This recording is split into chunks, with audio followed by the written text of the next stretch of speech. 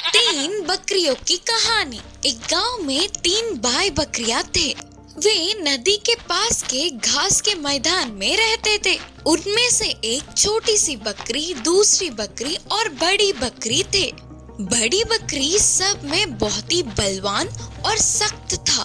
वे खुशी से मैदान की हरी भरी घास चरते हुए, नदी का ठंडा पानी पीते हुए दिन बिताने लगे। एक दिन अचानक उस मैदान की सारी घास खत्म हो गई। तब छोटी सी बकरी ने कहा, अरे नहीं, पूरी घास खत्म हो गई, अब हम क्या खाएंगे? बोलते हुए उदास होकर पूछी। तुरंत दूसरी बकरी ने कहा, उदास ना हो मेरे भाई, उधर देखना, नदी के उस पार एक हरा भरा मैदान है, हम उस ओर जाएंगे। इसके लिए बड़ी बकरी ने भी मानते हुए कहा, हाँ सही है, हमें बस इस नदी के पुल को पार करना होगा, उसके बाद हम अपने मन चाहे घास खा सकते हैं।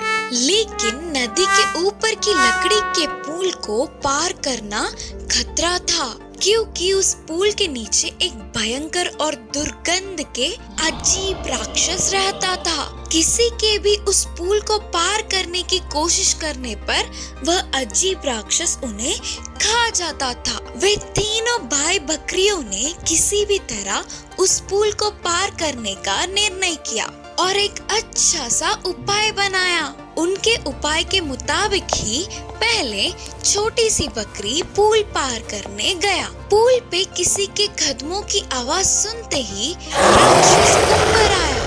मेरे पुल को पार करने की कोशिश, तेरी इतनी हिम्मत, अब मैं तुम्हें खा जाऊंगा। बोलते हुए छोटी सी बकरी के ऊपर कूदने गया।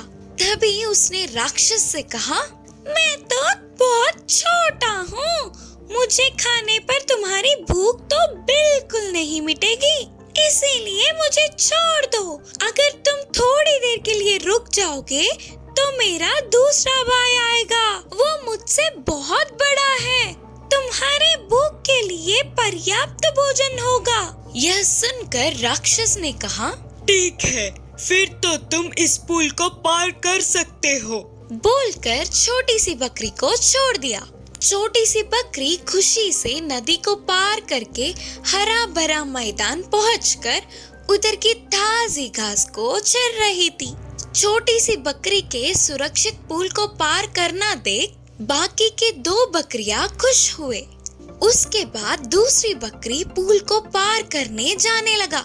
इस बात की भनक पड़ते ही राक्षस ऊपर आकर बोला, मेरे पुल को पार करने की कोशिश, तेरी इतनी हिम्मत, अब मैं तुम्हें खा जाऊंगा। बोलते हुए ऊपर उड़ने गया। तभी दूसरी बकरी ने राक्षस से कहा, मैं अपने छोटे भाई के पास जा रहा हूँ, तुम मुझे खा सकते हो, पर अगर तुम और थोड़ी देर के लिए रुक जाओ तो मेरे बड़े भाई आएंगे, वह हम सब से बहुत बड़ा और बलवान है, उसे खाओगे तो तुम्हारा पेट तो भर जाएगा। यह सुनकर राक्षस ने कहा, अच्छा तो ठीक है, तुम इस पुल को पार कर सकते हो। बोलकर दूसरी बकरी को भी छोड़ देता है।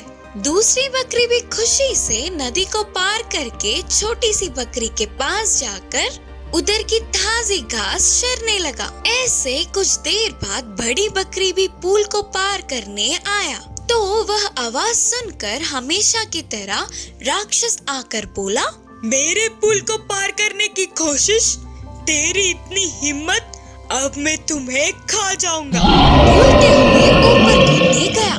लेकिन उस भयंकर राक्षस से बड़ी बकरी डरा नहीं।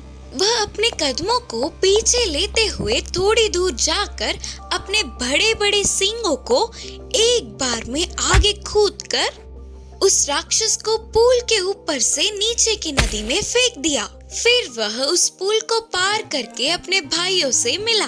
तब से वे तीनों भाई बकरियां अपनी बाकी के दिन ताजी घास चरते हुए नदी के ठंडी पानी को पीकर खुशी से रहने लगे। लोमड़ी की होटल। एक जंगल में एक लोमड़ी रहती थी।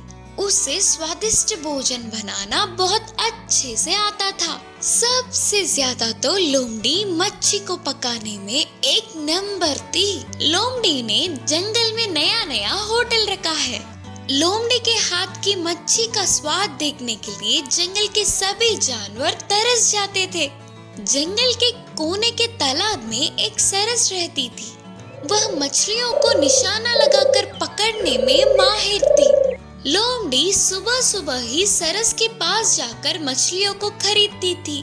उन्हें घर लाकर पूरा साफ सुथरा धोती थी। फिर मसाला कूट के कई स्वादिष्ट पकवान बनाती थी। लोमड़ी के बनाए हुए मच्छी फ्राई और मच्छी का सूप के लिए जानवर और पक्षियों के लाइन लग जाते थे। महाराज शेर भी अपने परिवार के साथ आकर गरम गरम मच्छी के भोजन का आनंद उठाते थे और लोमड़ी की तारीफ करके कई उपहार देते थे। इससे लोमड़ी की घमंड बढ़ गया। एक दिन सरस को भी लोमड़ी के हाथ की मच्छी का स्वाद चखने का मन होने पर तब सरस ने लोमड़ी से कहा, लोमड़ी मामू, तुम्हारी मच्छी के स्वाद की खुशबू मेरे तालाब तक आ रही है। सभी लोग तुम्हारे हाथ की मच्छी का बहुत ही तारीफ कर रहे हैं। इसीलिए मैं भी स्वाद चखने के लिए तुम्हारे होटल आ गया हूँ।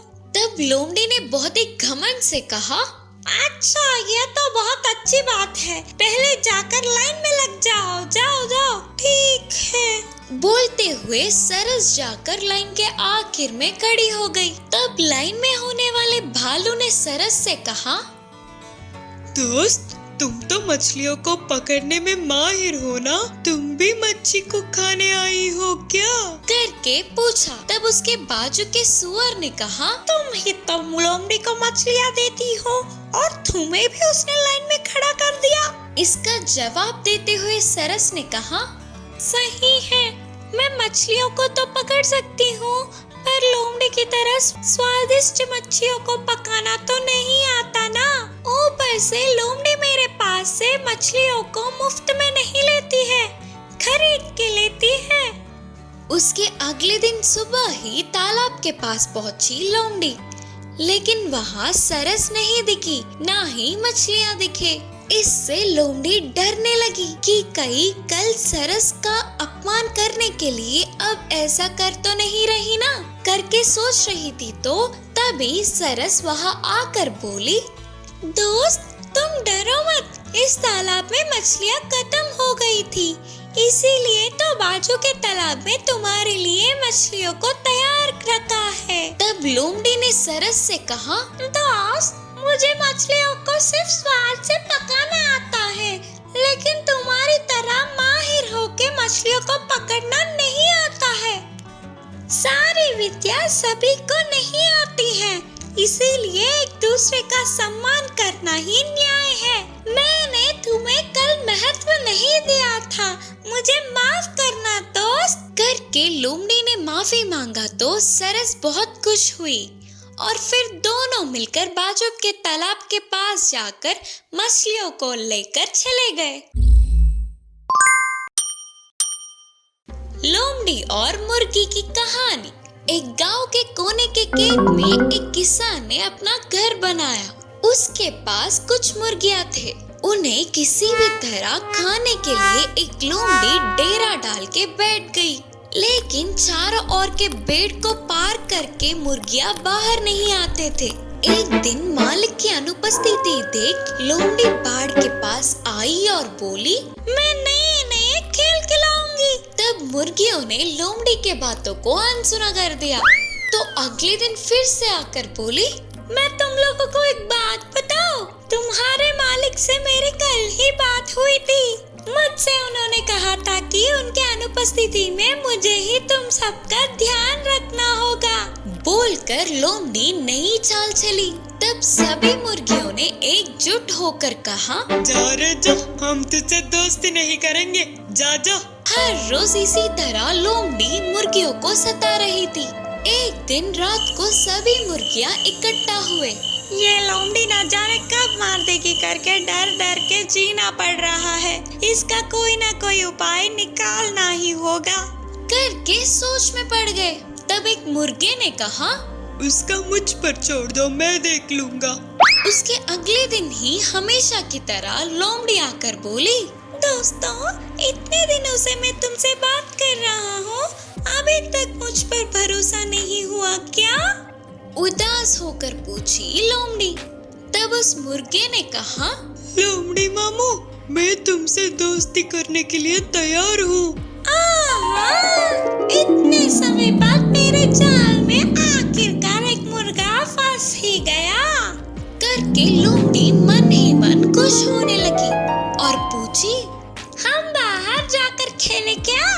करके लोमड़ी के पूछते ही बाड़ से बाहर निकल गया मुर्गा। फिर लोमड़ी ने कहा, मैं एक जगह ले जाऊंगा, वहाँ पर खेलेंगे, ठीक है ना? करके मुर्गे के बोलने पर उसके पीछे पीछे चलने लगी। वह सीधा मालिक के रहने की जगह पर ले गया और उन्हें सुनाई देने जैसा जोर से कुकड़को करके चिल्लाने लगा। उसकी आवाज सुनते ही मालिक ने पीछे मुड़कर देखा तो लोमड़ी दिखी। लाठी लेकर उसके पीछे पड़ के खूब पीटा। उस दिन से मुर्गियों को लोमड़ी का पीछा छूटा। अपने उपाय से मुसीबत का हल ढूंढ निकालने वाले मुर्गे का सभी मुर्गियों ने तारीफ किया।